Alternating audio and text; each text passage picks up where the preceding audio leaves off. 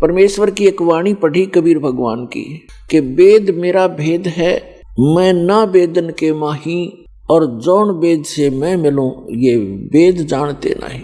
ये चारों वेद मेरी ही महिमा का गुणगान कर रहे हैं, मेरी महिमा बता रहे हैं, लेकिन इन वेदों में वर्णित विधि से मेरी प्राप्ति नहीं हो सकती। इनसे हटकर एक और वेद है जिसको सूक्ष्म वेद कहते हैं, जिसको तत्व ज्ञान भी कहते हैं। उस वेद के अंदर मेरे पाने की विधि है और उसका ज्ञान इन वेदों में किसी में नहीं। इसका प्रमाण कहाँ है?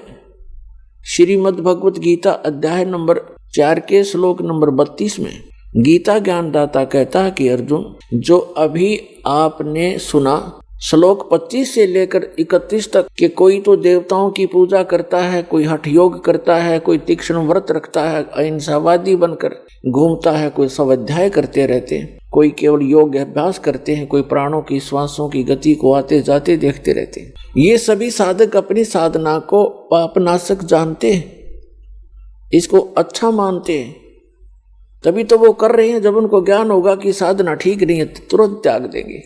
और चौथे अध्याय के 32वें श्लोक में बताया है कि उस परमेश्वर ने, सच्चिदानंद घन ब्रह्म ने अपने मुख कमल से तत्व ज्ञान बोलकर सुनाया है। वो सच्चिदानंद घन ब्रह्म की वाणी है, वो तत्व ज्ञान है। उसके अंदर ये यज्ञों की जानकारी, यज्ञ माने धार्मिक अनुष्ठानों की जानकारी विस्तार के साथ की गई है, वो तत्व ज्ञान है।